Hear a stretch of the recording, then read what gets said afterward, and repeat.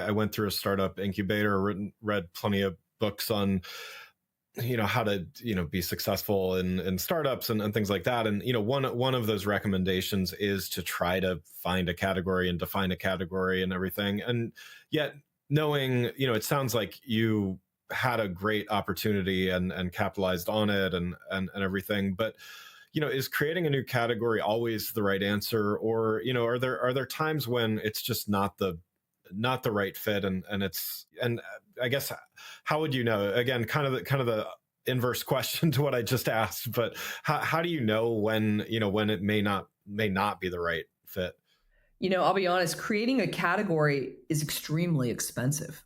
It takes time, it takes energy, and it takes that time and energy away from marketing the actual thing that you're trying to market. And so, no, I don't think category creation is always the right answer. I think you've got to make sure that you've got enough girth, if you will, to create a category. And I think the challenge you bring up of startups where you don't have a very big budget, you've got a lot of different things that you're trying to achieve. And if you're trying to create a category, that becomes very, very challenging. Yeah. I think you've got to allocate for the time it's going to take to educate the analysts, to spend time with the analysts. And it's a multitude of different analysts. You're playing them back and forth. You're helping them understand, hey, this is why this category is needed.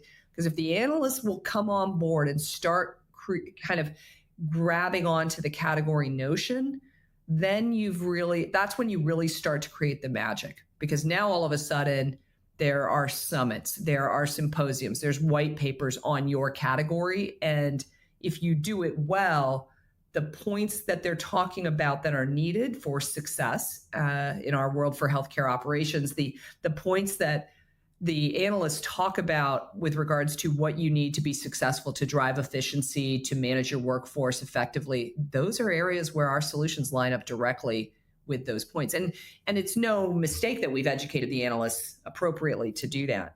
But I will say, if you don't have to, if you can be a fast follower, that's not a bad spot to be as well.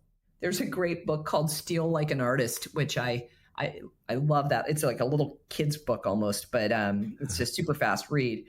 But, taking from that and literally copying what the competition's doing and just fast following and then driving around kind of the edges. I mean, gosh, that's how Google got their success. Right. There are huge companies that have done extremely well fast following. Yeah.